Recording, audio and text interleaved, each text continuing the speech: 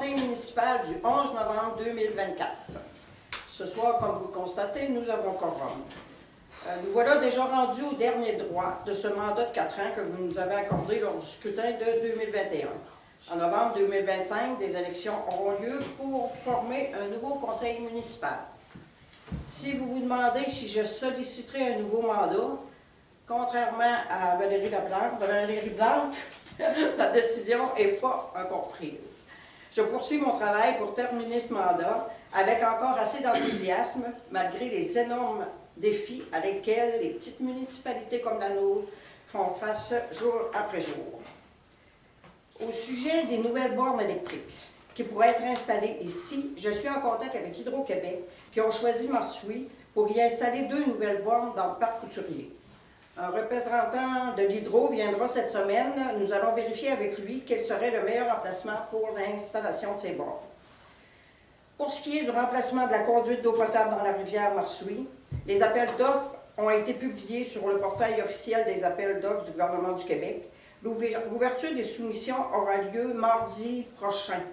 Ça va être mardi, pas demain, l'autre mardi. Ces travaux doivent être réalisés avant le 31 décembre 2024. Les coûts sont couverts par la TEC 2019-2024. Nous avions réservé une somme pour ces travaux. Mais si jamais les coûts sont plus élevés, nous devrons empiéter sur les sommes de la prochaine TEC. Vous savez par contre que celle-ci a été diminuée de 327 000 comparativement à la précédente. Nous avions eu 886 744. Maintenant, nous aurons un montant seulement de 558 769. Donc, il va falloir jongler avec ça et ça fait partie des grands défis dont je vous parlais tout à l'heure. Le remplacement d'une nouvelle pompe à la station de pompage aura lieu dans les prochains jours. Nous utilisons la grosse pompe depuis plusieurs mois et ça occasionne bien sûr des frais supplémentaires en électricité. Ça fait plusieurs mois que la pompe est commandée et elle devrait être installée enfin cette semaine. Pour ce qui est de notre station de refoulement pour les eaux usées, depuis notre arrivée en poste, nous avons remplacé 3 pompes électriques et nous avons fait l'acquisition d'une pompe à essence, ce qui assure un très bon fonctionnement de notre station de refoulement. Nous devrions donc être tranquilles pour plusieurs années de ce côté-là. En terminant, je vous invite à participer nombreux au cabaret de Noël organisé par le comité de développement en appui au projet de requalification de notre église. Cette soirée aura lieu samedi, le 7 décembre prochain, ici à la salle Siméon-Seuillet. Au programme, une courte pièce de théâtre, de la magie, du cirque, de la musique et une vente de pâtisserie. Plus de 20 participants bénévoles vous offriront ces prestations et tout ça pour la modique somme de 15 $. Ce sera une belle façon d'entamer la période des fêtes. Donc, maintenant, nous allons faire la lecture de l'ordre du jour. Vérification du quorum et mots de bienvenue, lecture et adoption de l'ordre du jour, adoption du procès-verbal du 7 octobre 2024, analyse des comptes payés et à payer. Dans les affaires nouvelles, A. Adoption du règlement de citation de l'Église. B. Avis de motion, règlement régie interne des séances du Conseil. C. Dépôt du projet de règlement de régie interne des séances du Conseil. En D. Avis de motion, règlement, modalité des publications des avis publics municipaux. En E. Dépôt du projet de règlement, modalité de publication des avis publics municipaux. F. Avis de motion, règlement fixant le nombre de membres composant le conseil municipal. En G. Dépôt du projet de règlement fixant le nombre de membres composant le conseil municipal. En H. Avis public, assemblée publique, de consultation sur le projet de règlement fixant le nombre de membres composant le conseil municipal. I. Demande d'aide financière formation pompiers. J. Arrérage de taxes, envoi d'un rappel au retardataire. K. Affecté au surplus facture P-Sasville de 19 947 et 62, non admissible au programme. L. Annulation facture impayée de 2018, 143 et 72 plus intérêt. M. Appui club 50 ans et plus. N. Bail café hybride. O. Rencontre animation jeunesse Haute-Gaspésie, frais de déplacement. MNOP, rapport du CDN, gestion du camping au 30 septembre 2024. Et Q, aide à la programmation tétratique. en 6 dossiers citoyens, en 7 dossiers des conseillers, 8 périodes de questions et 9 clôtures de la séance. Ça me prendra une proposition, s'il vous plaît, pour accepter votre choix. Merci.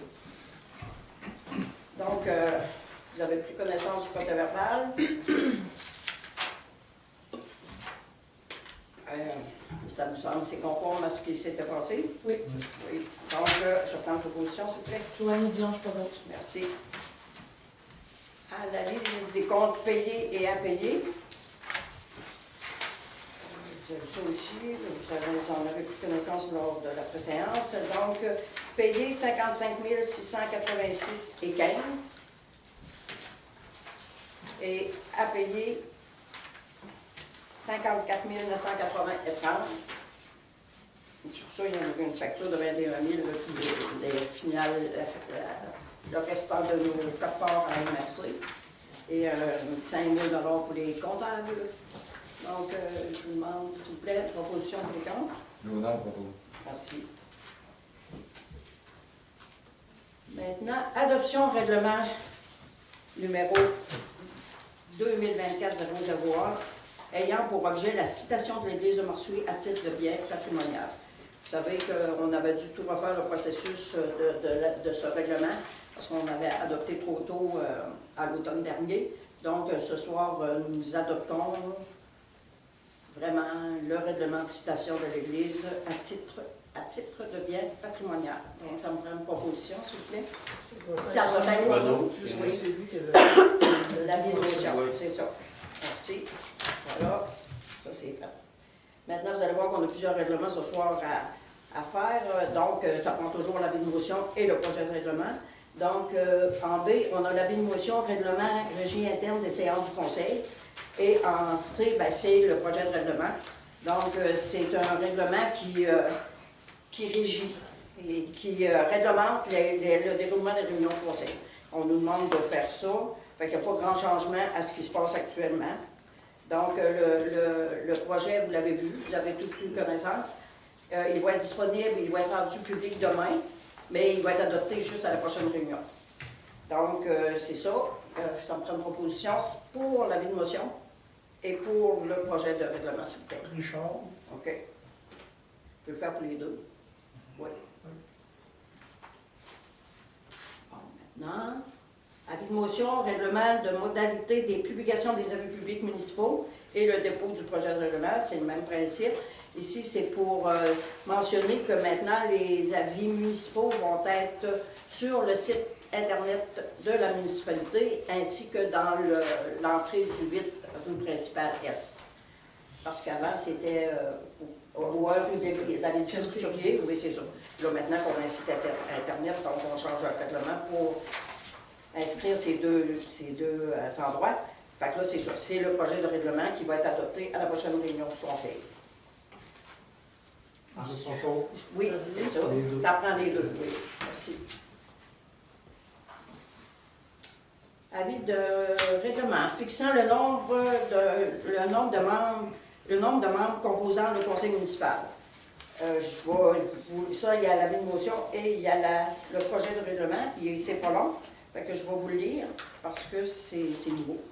Donc, considérant que le conseil de la municipalité se compose actuellement du maire et de 6 conseillers, considérant que le territoire de la municipalité n'est pas divisé aux fins électorales, considérant que suivant le décret publié de la Gazette officielle du Québec le 27 décembre 2023, page 6374 et suivante, la population de la municipalité est de 273, considérant que l'article 44.1 de la loi sur les élections et les référendums dans les municipalités autorise le conseil d'une municipalité de moins de 2000 habitants et dont le territoire n'est pas divisé aux fins électorales à adopter un règlement pour que le conseil soit plutôt composé du maire et de 4 conseillers. Considérant que ce règlement doit, d'une part, être adopté conformément à la procédure prévue à la loi et d'autre part, être adopté au plus tard le 31 décembre de l'année civile qui précède celle où doit avoir lieu l'élection générale, considérant que le Conseil juge opportun d'adopter un tel règlement, considérant que la directrice générale et greffière et trésorière indiquent que le présent règlement a pour objet conformément à l'article 44.1 de la loi sur les élections et les référendums des municipalités, de prévoir que le conseil sera composé à compter de la prochaine élection générale du maire et de 4 conseillers. En conséquence, le conseil de la municipalité de Morsoui se compose du maire et de 4 conseillers. Le présent règlement entre en vigueur conformément à la loi. Il s'applique à compter de la prochaine élection générale, conformément au 3e alinéa de l'article 44.1 de la loi sur les élections et les référendums dans les municipalités. Donc ça, c'est le projet de loi qu'on présente ce soir. Et vous voyez que, au point H, là, il y a un avis public d'assemblée publique de consultation sur les projets de règlement fixant le nombre de membres composant le conseil municipal. Donc nous, au conseil municipal, les conseillers ont été unanimes à dire qu'on devait passer à 4, on allait adopter ce règlement-là. Toutefois, on a l'obligation de faire une consultation publique. Celle-ci va avoir lieu avant la réunion du conseil municipal de décembre, une demi-heure avant, à 6h30, s'il y a des gens qui veulent mentionner leur opinion par rapport à ce projet-là. Et sachez aussi que le règlement, il n'est pas à vie. Là, si on l'adopte, c'est bon pour les 4 prochaines années, mais si un autre conseil municipal décide, après 4 ans, pour les prochaines élections, de revenir à 6, ça peut se faire. Donc, c'est ça. Ça aussi, le règlement, ça va être disponible à partir de demain. Ça prend, oui. Pour les deux ou pour les deux? Okay. Puis ça prend aussi pour la vie publique. Oui. Fait que les 3. Bon, maintenant, demande financière, formation pompier, oui, c'est ici. C'est ça, considérant que la sécurité des citoyens de Morsoui est une priorité, considérant que la formation adéquate des pompiers et des pompières est essentielle pour assurer une réponse efficace en cas d'urgence, considérant que le programme d'aide financière pour la formation des pompiers et des pompières peut soutenir cette initiative, il est proposé et résolu à l'unanimité que le conseil municipal de Morsoui autorise la ville de Sainte-Anne-des-Monts à soumettre une demande au programme d'aide financière pour la formation des pompiers et des pompières au nom de la municipalité de Morsoui. Mandate Joshua Boulay, gestionnaire à la formation, pour remplir et soumettre la demande nécessaire, ainsi que pour effectuer toutes les démarches requises pour le suivi de cette demande. Engage à soutenir cette initiative dans le cadre des responsabilités de sécurité publique partagées entre les municipalités. Adopté à l'unanimité par le conseil municipal. Donc, on avait décidé d'adopter cette résolution. Donc, ça me prend un proposant. Dario propose. Merci. Maintenant, arrêtage de taxes, c'est ça. On a encore une somme de 38 088,13 qui nous est due. C'est toujours à peu près le même montant, c'est ainsi de l'année. Mais là, demain, il va y avoir des dettes de rappel qui vont partir par la bourse. un premier appel? Un premier rappel, oui. Puis c'est sûr qu'idéalement, là, il faudrait absolument que toutes les factures soient payées d'ici le 31 décembre, parce que vous savez que nous, ces sommes-là, ils font partie du budget de l'année en cours. Donc, c'est un manque dans notre budget de roulement. Donc, c'est ça. On vous rappelle, s'il vous plaît, de rencontrer vos obligations envers votre municipalité. Donc, ça, c'est juste un dépôt. Maintenant, affecter un surplus, oui. Là, vous voyez, on va avoir quelques écritures comme ça à faire, parce que là, si on n'a pas encore vu nos états financiers de 2023 sont encore en préparation. Ça, c'est la première fois que ça arrive, que c'est si long, mais c'est partout. Les comptables sont débordés partout. Donc, là, il y a des écritures qu'il faut qu'ils se fassent pour l'année 2023. Donc, les comptables nous demandent de faire ça. Ça, on en avait déjà parlé. C'est une facture, c'est le toit, la conception du toit de notre édifice de la station de refoulement ou les temps d'épuration. Finalement, ça n'a pas été accepté dans le programme Trabant. Il nous avait dit au début que toutes les infrastructures municipales pouvaient être... Mais finalement, étant donné que c'est par rapport à l'eau, à notre réseau d'aqueduc, ça ne fonctionnait pas. Donc, c'était quand même une facture de 19 994,62. Fait qu'on va appliquer sur le surplus, mais c'est pour nos états financiers de 2023. C'est pas cette année. Mais il faut passer la résolution pour avoir, que les comptables puissent faire l'écriture. Il faut dire qu'elle est déjà payée, ça fait que Elle est payée, oui, elle est payée, cette c'est facture. juste à l'écriture. C'est ça, c'est l'écriture comptable, oui.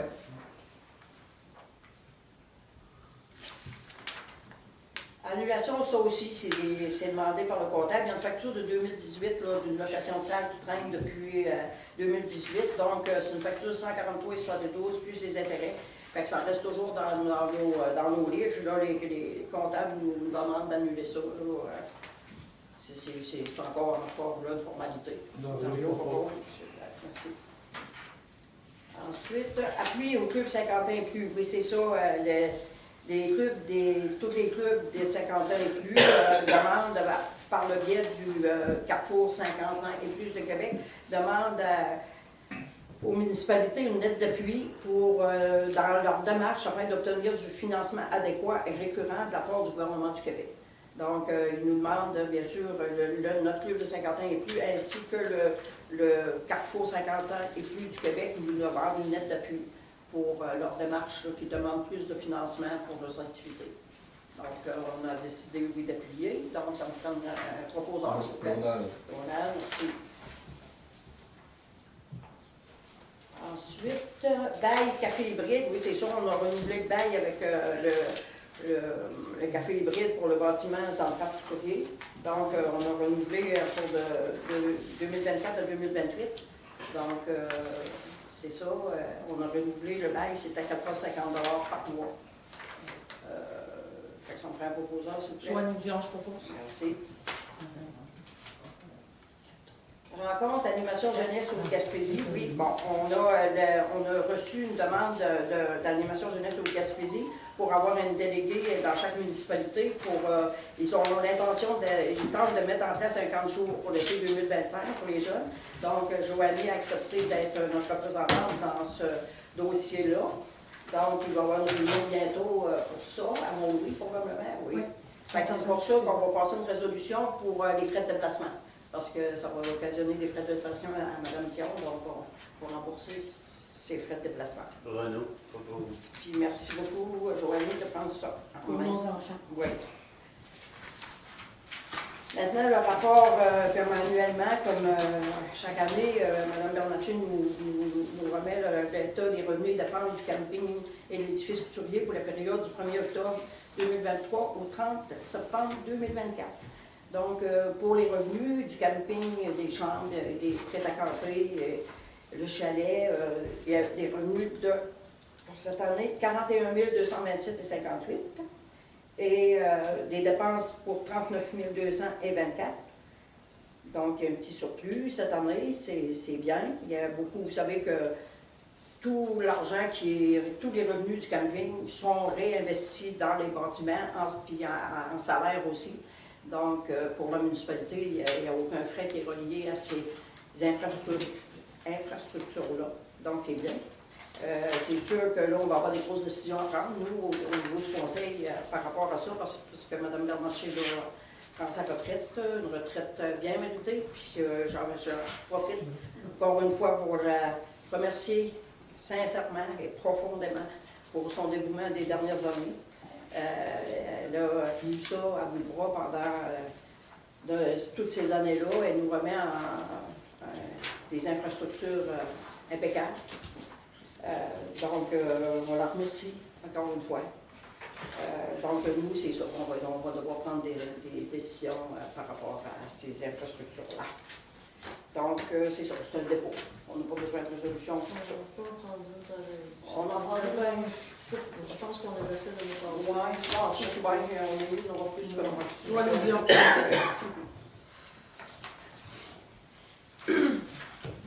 Donc, ça ici, le prochain point qu'on a ajouté, c'était aide à la programmation de la TEC. Oui, par Tetra Tech, quand dans le dossier de la taxe d'assises, antérieurement, tout était couvert quand les ingénieurs ou les chargés de projet de Tetra Tech nous aidaient à faire toute la programmation de la taxe d'assises. C'était remboursé, mais depuis quelques années, ça, ils ne remboursent plus ces frais-là. Il y a une grosse partie qui est payée par la taxe d'assises, mais là, quand même, parce que c'est des choses que nous, on n'a pas de techniciens, on n'a pas d'ingénieurs à côté de nous là, pour être capable de régler ces dossiers-là. Donc, il faut demander de l'aide de cette firme-là. Donc, mais ça, c'est pour 2023 encore. Là, c'est de l'écriture qu'il faut passer pour les comptables. C'est une somme de 10 924,69 qu'on va prendre au surplus de 2022 pour nos états financiers de 2023. Et aussi, tantôt, c'était la même chose là, pour la facture du 19 947. Donc, c'est ça. Ça prend une résolution. Oui, ça prend une résolution, c'est sûr. Ça, dans le dossier citoyen, on n'aura rien. Les conseillers, aviez-vous quelque chose? Non, on avait toute une discussion avec le PTP. Donc, il y a des questions. Merci. Il n'y a pas de questions dans la salle. Donc, merci beaucoup. Donc, à la prochaine. Bonne soirée.